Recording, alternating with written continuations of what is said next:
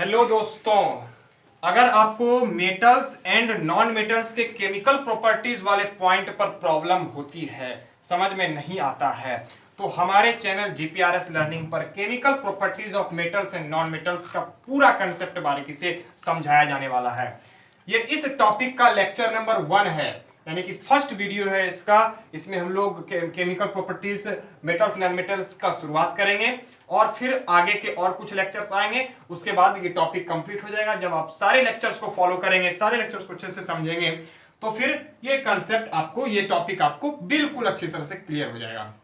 तो चलिए शुरुआत करते हैं केमिकल प्रॉपर्टीज पर से। केमिकल प्रॉपर्टीज का मीनिंग क्या होता है? मेटल का आपने फिजिकल प्रॉपर्टीज पढ़ा होगा, नॉन मेटल्स का फिजिकल प्रॉपर्टीज पढ़ा होगा, वहां हम फिजिकल प्रॉपर्टीज पढ़ते थे।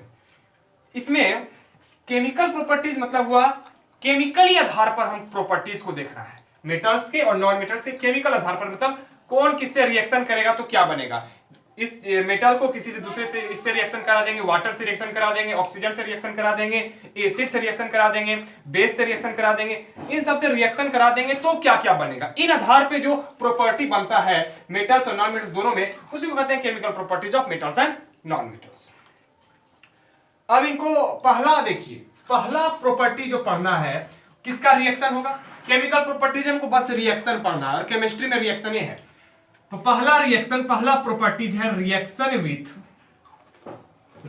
विथ ऑक्सीजन, यानी कि ऑक्सीजन का रिएक्शन हमको समझना है पहले, ठीक है, मेटल से और नॉन मेटल से।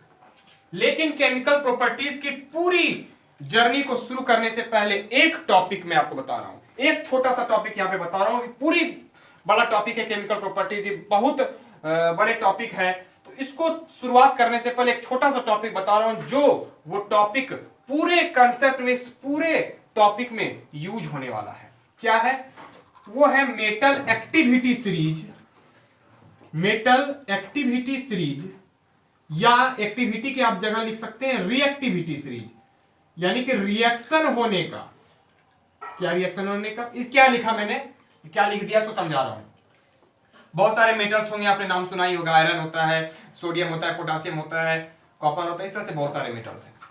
अब कुछ मेटल्स जो हैं बहुत ज्यादा रिएक्टिव होते हैं, यानी कि जैसे किसी में कुछ करेंगे तुरंत रिएक्शन करेगा, तुरंत रिएक्शन करेगा, उसको ज्यादा रिएक्टिव करते हैं। जो धीरे धीरे रिएक्शन करता है उसको कम रिएक्टिव करते हैं। तो कुछ बीच वाले भी होंगे जो ज्यादा जल्दी से भी नहीं करेगा, ज्यादा देर से भी नहीं करेगा। तो इस तरह से मेटल कोई बहुत ज्यादा रिएक्टिव है, बहुत कम है, बीच में है, कोई इस तरह से क्या है, मेटल का एक सीरीज बना हुआ है रिएक्शन होने का। कौन किससे ज्यादा रिएक्टिव है, कौन तुरंत रिएक्शन कर लेता है, तो इसी को कहते हैं मेटल एक्टिविटी सीरीज या रिएक्टिविटी सीरीज। इस सीरीज में आपको सभी मेटल के नाम याद नहीं रखने, जो मुख्य मेटल है जो हमेशा यूज में आते हैं उसी के नाम याद रखने हैं। इसमें पोटासियम, आपको क्या करना है, वीडियो को जब ये मैं लिख दूंगा, वीडियो को पॉज करना है, इसको कॉपी में लिख लेना है और याद करना है, क्योंकि ये टॉपिक जो है, ये वाला टॉपिक, ये मेटल रिएक्टिविटी सीरीज इस पूरे वाले जर्नी में काम आने वाला है। Potassium, sodium, calcium, magnesium, video को पॉज करते चलिए और उसको लिखते चलिए। Potassium, sodium, calcium, magnesium, aluminium, zinc, potassium, sodium, calcium, magnesium, aluminium, zinc, iron, lead, hydrogen, copper, इसके बाद मैं यहां लिख रहा हूं मरकरी, इसके बाद यहां लिख रहा हूं मरकरी, सिल्वर, गोल्ड, काफी है। इसका सिंबल के, इसका सिंबल Na, इसका Ca, इसका मैग्नीशियम Mg, इसका सिंबल है, ये सब सारा सिंबल भी याद रखना चाहिए। इसका सिंबल Zn, इसका Fe, लीड का Pb, हाइड्रोजन का H जानते हैं, कॉपर का Cu, मरकरी का Hg होता है, सिल्वर का Ag होता है और गोल्ड का Au होता है, ध्यान रखना है।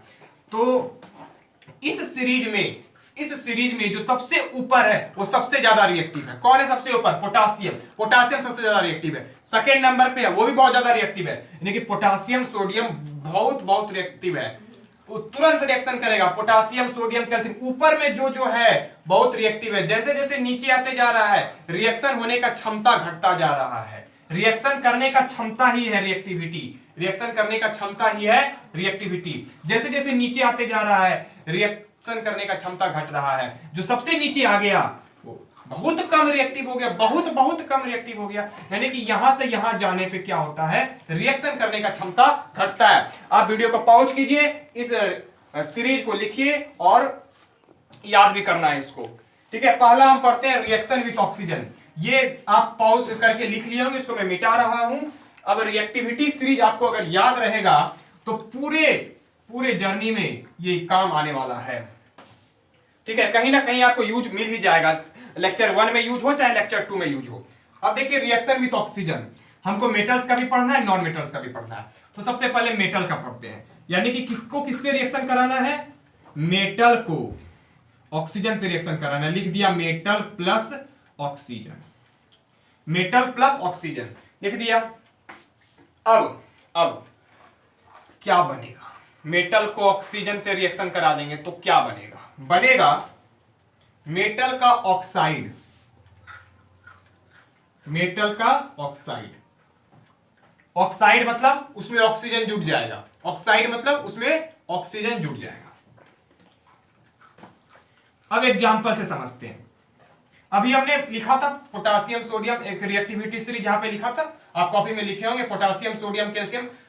सबसे ऊपर में कौन था, पोटासियम। सबसे ऊपर वाले को पहले लेते हैं, पोटासियम ले लिए, जिसका सिंबल के था, सिंबल भी याद रखना है आपको। ऑक्सीजन का सिंबल O2 होता है, इसको ऑक्सीजन का सिंबल O होता है, फॉर्मूला में O2 लिखते हैं। क्यों लिखते हैं, 9th क्लास में पढ़ना है। K प्लस O2 क्या बनेगा, K2O।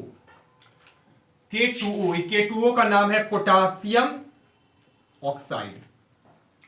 कैसे नाम हुआ, अरे हमने कहा तो मेटल ऑक्साइड बनेगा। मेटल लिया हमने पोटासियम, ये क्या है पोटासियम, तो मेटल ऑक्साइड यहां पे लिख देना है, मेटल की जगह पोटासियम ऑक्साइड।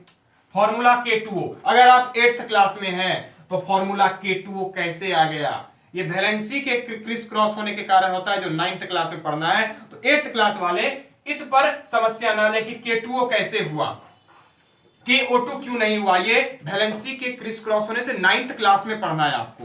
तो आपको क्या करना पड़ेगा, पोटासियम ऑक्साइड का फॉर्मूला होता है K2O, इसको याद कर लेना है। अगर आप 10th क्लास में हैं तब तो आप 9th क्लास में पढ़ के आए ही हैं, K2O कैसे बना है, K और ऑक्सीजन का, पोटासियम का वैलेंसी 1, ऑक्सीजन का वैलेंसी 2, ये क्रिस क्रॉस होकर K2O बना है।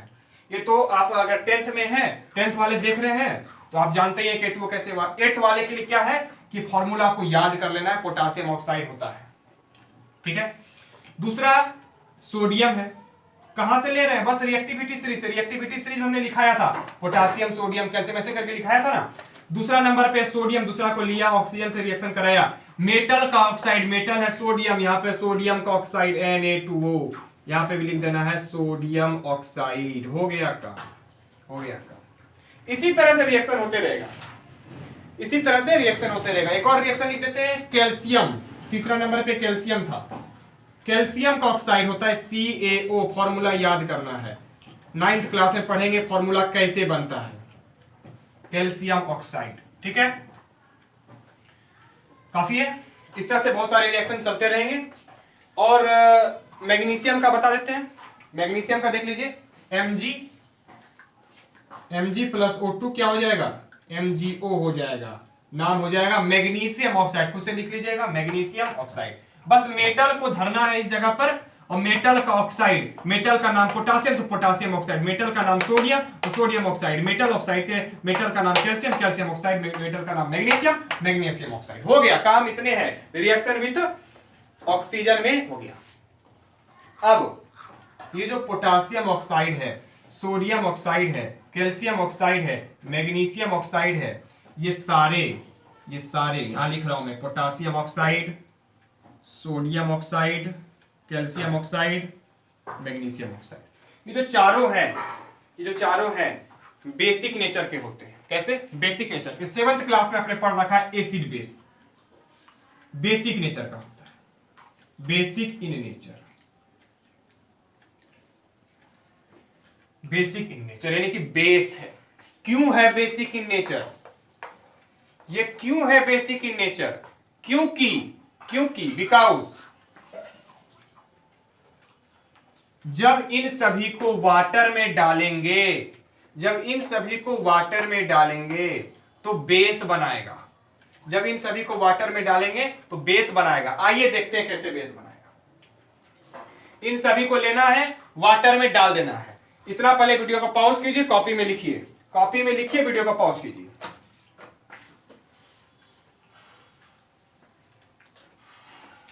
अब देखिए,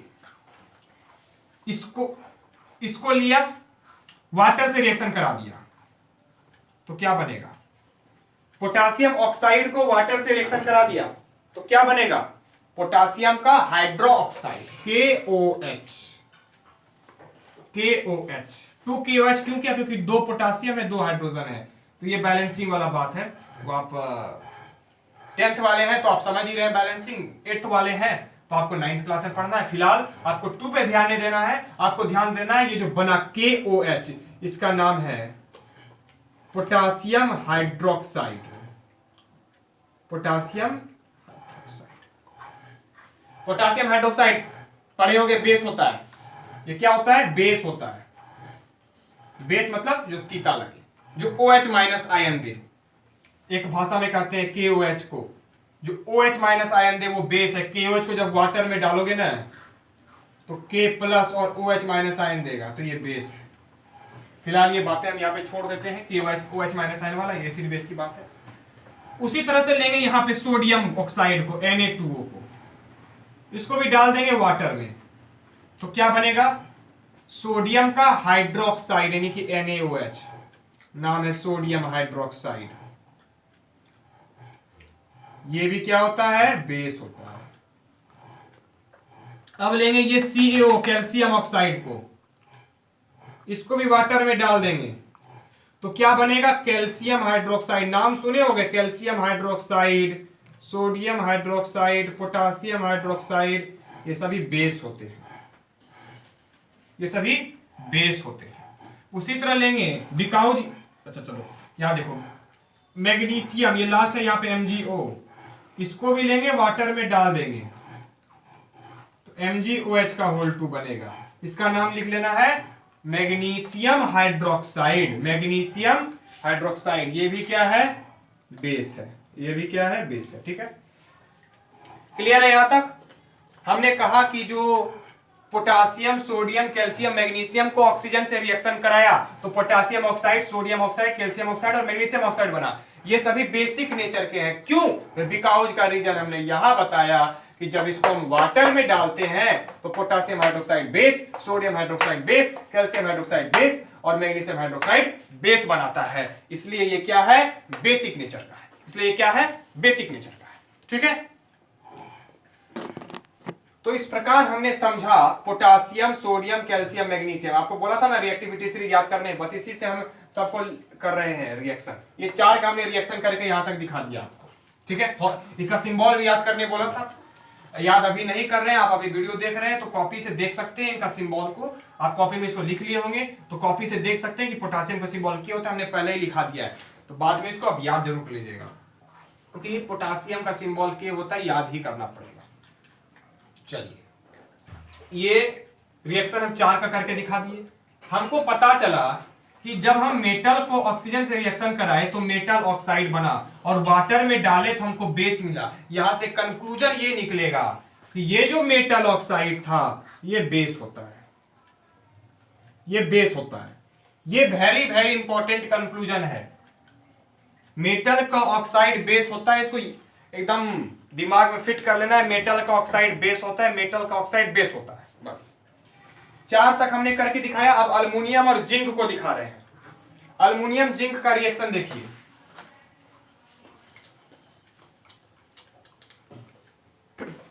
यहां तक हमने करके दिखा दिया। इन दोनों को देखना है, अल्युमिनियम और जिंक को। जब अल्युमिनियम को ऑक्सीजन से कराएंगे रिएक्शन तो अल्युमिनियम का बनेगा ऑक्साइड। अल्युमिनियम ऑक्साइड का फॉर्मूला होता है Al2O3, एल्यूमिनियम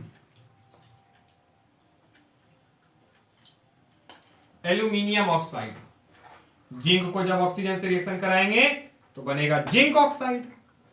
अरे नाम एकदम आसान है, मेटल ऑक्साइड, मेटल का नाम जिंक, तो मेटल के जगह लिख देना जिंक ऑक्साइड, ZnO। हो गया, क्लियर है। अब इन दोनों का पहले निपट लेते हैं। अब ये जो एल्यूमिनियम ऑक्साइड है, मेटल का ऑक्साइड हमने बताया बेस होता है, लेकिन यहां पे एक एक्सेप्शन है, अपवाद है। केमिस्ट्री तो पूरा एक्सेप्शन से ही भरा हुआ है, तो यहां पे 2 एक्सेप्शन आ गया तो कौन बड़ी बात है। ये दोनों जो है अल्युमिनियम और जिंक, ये सिर्फ बेस नहीं होता है, ये ऐसा ऑक्साइड है, अल्युमिनियम एंड जिंक जो Al2O3 है, ये ZnO है, ये बेसिक नेचर का नहीं होता, ये एम्फोटेरिक है, एम्फोटेरिक ऑक्साइड है। एम्फोटेरिक ऑक्साइड मतलब क्या होता है? एम्फोटेरिक ऑक्साइड मतलब होता है वैसा ऑक्साइड जो एसिड के तरह भी बिहेवियर शो करे, मन होगा तो बेस के तरह भी बिहेवियर शो करने लगेगा, मतलब एसिड बेस दोनों का प्रॉपर्टी शो करता है। यहां जो हमने 4 देखा था वो सिर्फ बेसिक नेचर शो करता था, लेकिन यहां पे 2 एक्सेप्शन आ गया।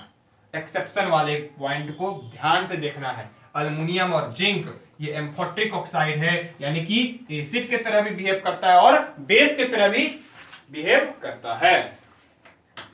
जब अल्युमिनियम ऑक्साइड को किसी बेस से रिएक्शन कराएंगे ना तो एसिड की तरह काम करने लगेगा, जब अल्युमिनियम ऑक्साइड को किसी एसिड से रिएक्शन कराएंगे तो बेस के जैसा काम करने लगेगा। ऐसा ही बिहेवियर है अल्युमिनियम ऑक्साइड और जिंक ऑक्साइड का। ये दोनों क्या है? एम्फोटेरिक ऑक्साइड है, मतलब एसिड बेस दोनों की तरह बिहेव करता है। बाकी अल्युमिनियम, जिंक, लीड और क्रोमियम, अल्युमिनियम, जिंक, लीड और क्रोमियम, ये चारों कैसे होते हैं? एम्फोटेरिक ऑक्साइड बनाने वाले मेटल होते हैं। इन चारों को छोड़ के बाकी जितना भी मेटल बच गया, इन चारों को छोड़ के बाकी जितना भी मेटल बन गया, सारा का सारा क्या होता है? बेसिक। सारा क्या होता है? बेसिक। तो याद करना है मेटल का ऑक्साइड बेसिक नेचर का, लेकिन अल्युमिनियम और जिंक उस कैटेगरी में नहीं आते। अल्युमिनियम और जिंक एम्फोटेरिक होते हैं, यानी कि एसिड बेस दोनों का प्रॉपर्टी को शो करते हैं। ठीक है, ये बात हो गई ऑक्सीजन के का मेटल के साथ रिएक्शन। चलिए, एक है पीबी, ये भी अल्युमिनियम, ये भी एम्फोटेरिक ऑक्साइड हमने यहां पे लिखा था, आप वीडियो बैक करके देखिए, यहां पे हमने लिखा था पीबी, ये भी एम्फोटेरिक मेटल, यानी कि अल्युमिनियम जिंक वाले कैटेगरी में ही आता है, ये इसका काम हो गया। बचा Fe, इसको लेके आते हैं। बाकी ये 3 जो है सब बहुत कम रिएक्टिव है, इस पे हमको पढ़ना नहीं है। मुख्य जो मेन है उसको पढ़ना है, यहां तक हम पढ़ेंगे। हाइड्रोजन तो एक नॉन मेटल है, क्यों रखा गया? क्योंकि कभी कभी मेटल की तरह काम करने लगता है। ये Fe को देखते हैं। Fe क्या है भाई? आयरन है। Fe क्या है? आयरन है। Fe जब ऑक्सीजन से रिएक्शन करता है तो क्या बनता है? Fe3O4। Fe3O4, ठीक है। फेरेसोफेरिक ऑक्साइड नाम है इसका, आप सिंपल याद रखिए, आयरन,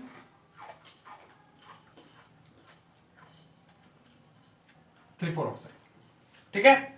और इसी से रिलेटेड एक और टॉपिक है आपका, इसी से रिलेटेड एक और टॉपिक है रस्टिंग। इसी से रिलेटेड एक और टॉपिक है आपका रस्टिंग, आयरन से ही रिलेटेड, रस्टिंग ऑफ आयरन। ये भी बहुत इंपॉर्टेंट टॉपिक है, VVI है, बहुत इंपॉर्टेंट है। कैसे? देखिए, रस्टिंग ऑफ आयरन को समझते हैं। जब आयरन को किसी आयरन के किसी भी वस्तु को, कोई भी आयरन ऑब्जेक्ट को खुले हवा में छोड़ दें, खुले जगह पर छोड़ दें, तो वो क्या करेगा? जहां ऐसा हवा वहां छोड़ना जहां मॉइस्चर हो, तो खुले हवा में मॉइस्चर रहेगा, तो मॉइस्चर वाले एयर से वो रिएक्शन करते रहेगा और करते करते ऐसा समय आएगा जब उस आयरन में जंक लग जाएगा। नाम सुने हो? आयरन में जंक लग गया, यानी कि उसका कलर बेकार हो जाएगा, उसका जो अपीयरेंस है वो डल हो जाएगा, रेडिश ब्राउन टाइप का हो जाएगा, वो रेडिश ब्राउन टाइप का हो जाएगा, बिल्कुल अपीयरेंस डल हो जाएगा। क्यों होगा? केमिस्ट्री की लीला है। ऑक्सीजन से वहां पर रिएक्शन हो रहा है, किसका? आयरन का। आयरन क्या करेगा? हवा वाले मॉइस्चर से करते रिएक्शन करते करते करते जंग लग जाएगा। कैसे रिएक्शन होगा? O2 plus H2O plus CO2। Oxygen हवा में है, वाटर नहीं, H2O वाटर होता है, वाटर का वेपर है, वाटर वेपर तो हवा में है ना, वाटर वेपर से रिएक्शन करेगा, वाटर वेपर से रिएक्शन करेगा। कार्बन डाइऑक्साइड है हवा में, उससे रिएक्शन करेगा। कार्बन डाइऑक्साइड वैसे कम मात्रा में है तो इससे रिएक्शन नहीं करेगा। चलिए इतना ही का। एयर वाले मॉइस्चर वाले एयर में कार्बन डाइऑक्साइड को इग्नोर कर देते हैं। तो ये H2O और O2 ये क्या है भाई? मॉइस्चर एयर है, तो मैं लिख रहा हूं ये मॉइस्ट एयर में ये प्रेजेंट है, मॉइस्ट एयर। तो रिएक्शन करेगा, क्या बनेगा? Fe2O3 dot XH2। ठीक है, नाम है, इसी को कहते हैं रस्ट, इसी को कहते हैं रस्ट, जंग लगा हुआ। ठीक है, इसका नाम है हाइड्रेटेड फेरिक ऑक्साइड। इस वाले का नाम है हाइड्रेटेड फेरिक ऑक्साइड। ठीक है, एक्स क्यों लिखा? क्योंकि यहां पे वाटर का संख्या 1 भी हो सकता है, 2 भी हो सकता है, 3 भी हो सकता है, 4 भी हो सकता है, कुछ भी हो सकता है। ठीक है ना, इसीलिए एक्स लिख दिया, कुछ फिक्स नहीं, इसीलिए एक्स लिख दिया। ये रस्टिंग का जो है क्या है? रिएक्शन है। रस्टिंग मतलब वह जब आयरन ऑब्जेक्ट को खुले हवा में छोड़ देंगे तो वो अपीयरेंस खराब हो जाएगा। डिफिनेशन आप लिख सकते हैं, डिफिनेशन लिखा रहा हूं, आप सुनिए डिफिनेशन और पॉज करके इसको लिखिए। When iron object is exposed in air, when iron object is exposed in moist air, it becomes reddish brown in color. This process is called rusting of iron. When iron object is exposed in air, it reacts with the moist air and becomes dull in appearance. It becomes reddish brown. This process is called rusting of iron. तो इस प्रकार से हमने metal वाले सभी से oxygen का reaction करा दिया है। ठीक है, अब बारी है किसकी? नॉन मेटल की। हम लोग पढ़ेंगे नॉन मेटल्स प्लस ऑक्सीजन। हम लोग पढ़ेंगे नॉन मेटल प्लस ऑक्सीजन। अब नॉन मेटल ऑक्सीजन से कैसे रिएक्शन करता है उसको देखेंगे।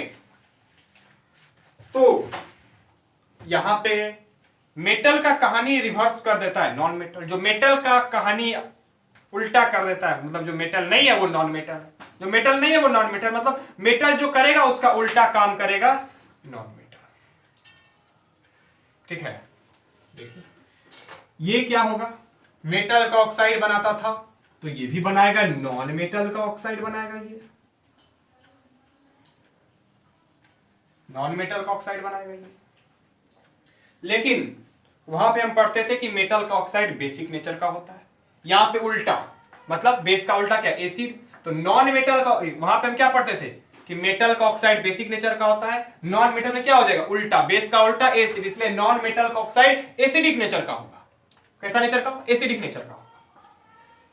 लेकिन थोड़ा सा एक्सेप्शन हमने पढ़ा था, 2-4 एलिमेंट हमने पढ़ा था, एल्युमिनियम, जिंक वगैरह सब याद आ रहा है? वो क्या था? एम्फोट्रिक था, मतलब एसिड जैसा भी काम करता है, बेस जैसा भी काम करता है। वो मेटल वाले पार्ट में हमने पढ़ा कि वो बेसिक नेचर का सारा एलिमेंट होता है। कुछ एलिमेंट एसिड वाला भी होता है, कुछ बेस वाला भी होता है। ठीक है, मेटल वाले पार्ट में पढ़ा लगभग सारे एलिमेंट बेस होते हैं, कुछ एल्युमिनियम, जिंक वगैरह सब एसिड भी होता है, बेस भी होता है। लेकिन नॉन मेटल वाले केस में कहानी हो जाएगी उल्टी कहानी हो जाएगी। नॉन मेटल का जो ऑक्साइड होगा वो बेसिक था या एसिडिक होगा। वहां पे क्या था? कुछ नॉन मेटल एसिड के तरह भी करता था, बेस के तरह भी करेगा। उल्टा कर दो इसका, यहां पे क्या होगा? कुछ नॉन मेटल ना तो एसिड ना तो बेस, ना तो एसिड ना तो बेस, उसको क्या कहते हैं? न्यूट्रल। ना तो एसिड ना तो बेस, सो क्या कहेंगे? न्यूट्रल। मेटल वाले में था बेसिक नेचर का और कुछ मेटल एसिड बेस दोनों। नॉन मेटल में कहानी उल्टा, यहां पे कैसा? एसिड और कुछ ना तो एसिड ना तो बेस, मतलब न्यूट्रल। ये समझ गए ना? ये आपको याद करना है, बस ये आपको ध्यान में रखना है। बाकी इसमें कुछ नहीं है। Carbon carbon sulphur hydrogen phosphorus, ये चार का आपको देखना है। चलिए देखिए, carbon sulphur phosphorus hydrogen, carbon को रिएक्शन कराया ऑक्सीजन के साथ तो क्या बनेगा? कार्बन डाइऑक्साइड बनेगा, सबको मालूम है क्या बनेगा? कार्बन डाइऑक्साइड बनेगा, सबको मालूम है। ठीक है, अच्छी बात है। सल्फर को ऑक्सीजन से रिएक्शन कराया, क्या बनेगा? इसका CO2 हो जाएगा, सल्फर डाइऑक्साइड बनेगा, सबको मालूम होना चाहिए। होना चाहिए, नहीं है तो मालूम कर लो। SO2 sulphur dioxide. फास्फोरस को रिएक्शन कराया तो याद करना है P2O5, phosphorus pentoxide, phosphorus pentoxide. इतना समझते हैं पहले।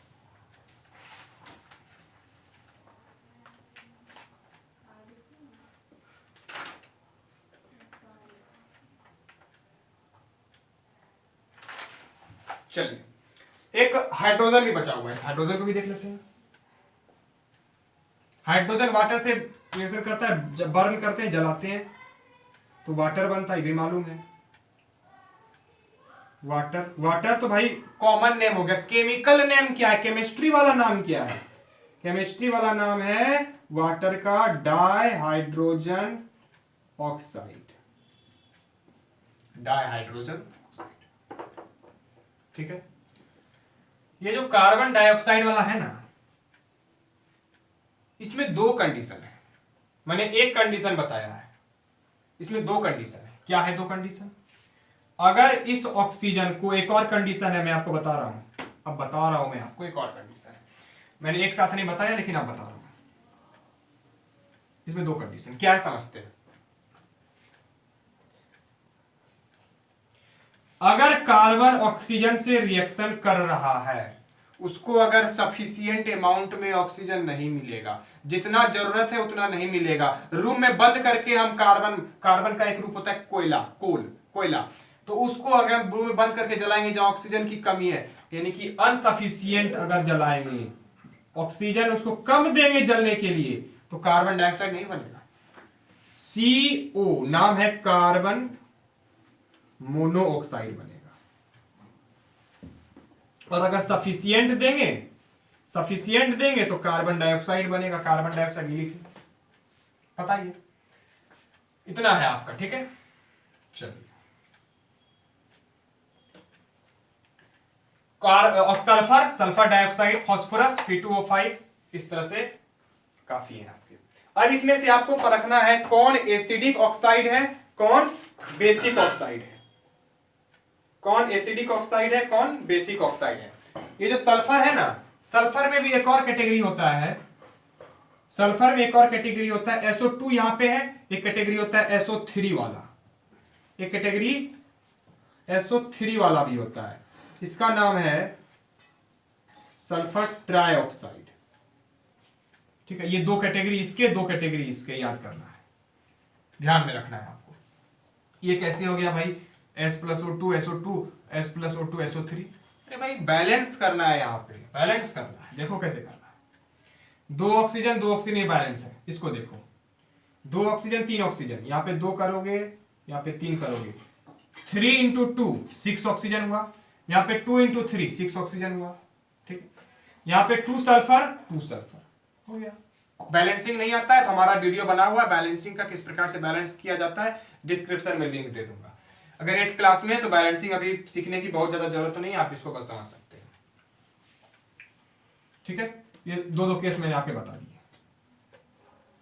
ये सब ऑक्साइड में से कुछ, ये जो कार्बन डाइऑक्साइड है, कार्बन मोनोऑक्साइड है, सल्फर डाइऑक्साइड है, सल्फर ट्राइऑक्साइड है, फास्फोरस पेंटाऑक्साइड है, डाइहाइड्रोजन ऑक्साइड है, इसमें से कुछ ऑक्साइड एसिडिक नेचर के होते हैं, कुछ बेसिक नेचर के होते हैं। कौन एसिडिक नेचर के हैं, कौन बेसिक नेचर के हैं, इसको मैं बता रहा हूं, इसको मैं बताऊंगा। उसके पहले अब एक नाइट्रोजन पे आते हैं। नाइट्रोजन भी एक नॉन मेटल है, उसका ऑक्सीजन से रिएक्शन होगा ना तो 3 गो, जैसे यहां पे कार्बन का 2 गो लिखे ना, सल्फर का भी 2 गो लिखे, इसका 3 गो होता है, इसका 3 गो होता है। एक होता है NO2, इसका नाम है नाइट्रोजन डाइऑक्साइड।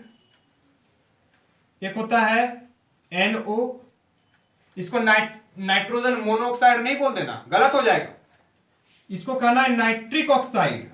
नाइट्रोजन मोनोऑक्साइड नहीं होता है, नाइट्रिक ऑक्साइड होता है, ठीक है। नाइट्रिक ऑक्साइड सही है, नाइट्रोजन मोनोऑक्साइड गलत है। तीसरा होता है N2O, इसका नाम है नाइट्रस ऑक्साइड। बहुत कुछ आपको एक्स्ट्रा जानने के लिए मिल रहा होगा, और इसी तरह से और भी एक्स्ट्रा चीज जानने के लिए हमारे चैनल को आप कर सकते हैं सब्सक्राइब। तो जैसे कार्बन में हमने 2 को देखा, सल्फर में भी 2 को देखा, उसी तरह नाइट्रोजन में 3 होते हैं, तीनों का नाम लिख दिया। बहुत सारे ऑक्साइड यहाँ पे घुल मिल गए हैं, इसको आप फ्रेश से पॉज करके वीडियो को पॉज करके कॉपी में उतारिए, और मैं यहाँ पे बताने वाला हूं कौन एसिडिक नेचर का होता है, कौन न्यूट्रल नेचर का होता है। आपने अभी अभी बहुत सारे ऑक्साइड का नाम अभी देखा होगा, उसमें से मैंने कुछ कलेक्ट किया, आप कॉपी में लिखे होंगे, तो देखिए ये सब हमने अभी बताया था, कॉपी में लिखे होंगे जरूर। तो इनमें से ये सब जो ऑक्साइड है ये एसिडिक नेचर का होता है। मतलब क्यों होता है एसिडिक नेचर का? वही वाला बात जो हम मेटल में किए थे। मेटल में क्या था? बेसिक नेचर का था। क्यों? क्योंकि वाटर में डालेंगे तो बेस देगा। नॉन मेटल में कहेंगे कि एसिडिक नेचर का होता है। क्यों? क्योंकि वाटर में डालेंगे तो एसिड देगा। सबको वाटर में डाल दो,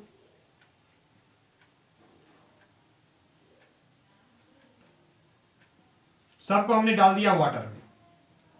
समझ में आ रहा है?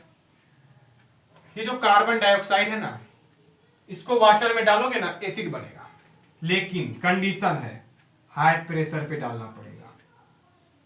आप सोडा पीते होंगे, सोडा ड्रिंक, फिजी ड्रिंक जो आता है, कोल्ड ड्रिंक, सोडा ड्रिंक जो होता है, उसमें ये कार्बन डाइऑक्साइड को ही कार्बन डाइऑक्साइड में ही वाटर को हाई प्रेशर से भरा जाता है, तब जो बनता है उसका नाम होता है कार्बोनिक एसिड। और ये फॉर्मूला है H2CO3, यानी कि सोडा में कार्बोनिक एसिड रहता है, जो ही आप पीते हैं। सोडा वाटर में कार्बोनिक एसिड भरा जाता है। ठीक है, कोई दिक्कत नहीं है, कोई हानि नहीं है, नॉलेज दे रहा हूं। सोडा वाटर में कार्बोनिक एसिड रहता है। ये कार्बोनिक एसिड जो है, जितने भी सारे एसिड हैं उन सभी में से सबसे कमजोर है। वीक नहीं कहेंगे, वीकेस्ट कहेंगे, सबसे कमजोर है। अच्छी बात है, रहो भाई, मेरा क्या है। बाकी सबको देखते हैं। SO2 को वाटर में डालेंगे तो H2SO3 देगा। इसका नाम यहां लिख रहा हूं, सल्फ्यूरस। यहां पे देखो, SO3 को वाटर में डालेंगे तो H2SO4 देगा। यहां अंतर देखो, यहां 3 था, यहां 4 था, इसका नाम में भी अंतर पड़ जाएगा। यहां तक सेम है, यहां पे RIC, यहां इक है, यहां अस है, बस इतने अंतर है। यहां अस है, यहां इक है, बस इतने अंतर है। इसको डालोगे तो बनेगा क्या? पोटासियम, क्या, फास्फोरस ऑक्साइड को, तो फास्फोरिक एसिड बनेगा H3PO4। इसका नाम है फास्फोरिक ऑक्साइड एसिड। NO2 को डालोगे, स्पेशल केस याद रखना, तो क्या बनेगा? उसको मैं यहां लिख रहा हूं, क्या बनेगा? HNO3 प्लस HNO2, दोनों बनेगा, दोनों एसिड है, दोनों बनेगा। इसका नाम है नाइट्रिक एसिड, यहां इक है, यहां हो जाएगा नाइट्रस एसिड, यहां अस है, बस इतने अंतर है। ठीक है, इसको आप जल्दी से पॉज करके लिख लीजिए।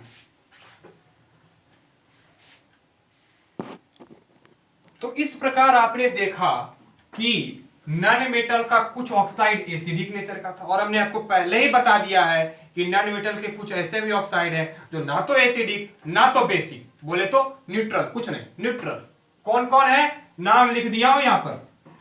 Carbon monoxide, nitric oxide, nitrous oxide, water H2 water, नाम है डाइहाइड्रोजन ऑक्साइड। इस प्रकार हमने देखा कि मेटल का ऑक्साइड होता है बेसिक, बेस होता है समझो, कुछ एम्फोट्रिक होते हैं। एम्फोट्रिक मतलब एसिड बेस दोनों, एम्फोट्रिक मतलब एसिड बेस दोनों।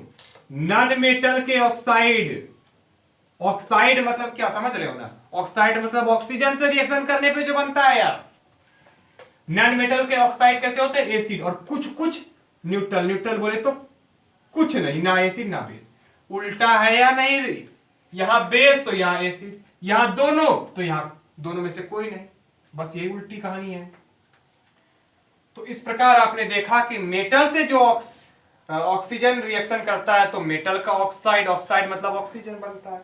नॉन मेटल से भी हमने बनाया, यानी कि फर्स्ट लेक्चर में हमने रिएक्शन विथ ऑक्सीजन को कंप्लीट कर लिया है, रिएक्शन विथ ऑक्सीजन को कंप्लीट कर लिया है। इसको ध्यान से पढ़िए और वीडियो को लाइक कीजिए, हमारे चैनल को जरूर सब्सक्राइब कीजिएगा। हम नेक्स्ट लेक्चर में आपको क्या पढ़ाने वाले हैं वो आपको बताता हूं। नेक्स्ट लेक्चर में हम आपको बताएंगे वाटर से कैसे रिएक्शन होता है, एसिड से कैसे रिएक्शन होता है, बेस से कैसे रिएक्शन होता है, मेटल और नॉन मेटल का। तो आगे के लेक्चर देखने के लिए अगर आप सब्सक्राइब नहीं किए हमारे चैनल को जरूर सब्सक्राइब कर लें, तभी आपको नोटिफिकेशन मिलेगी और तभी हमसे जुड़ सकेंगे, तभी केमिकल प्रॉपर्टीज आपका खत्म हो सकेगा। आज तो हमने लेक्चर नंबर 1 में सिर्फ एक टॉपिक डिस्कस किया है, तो एक टॉपिक से काम नहीं चलेगा, सारे टॉपिक्स देखने जरूरी हैं। Thank you very much.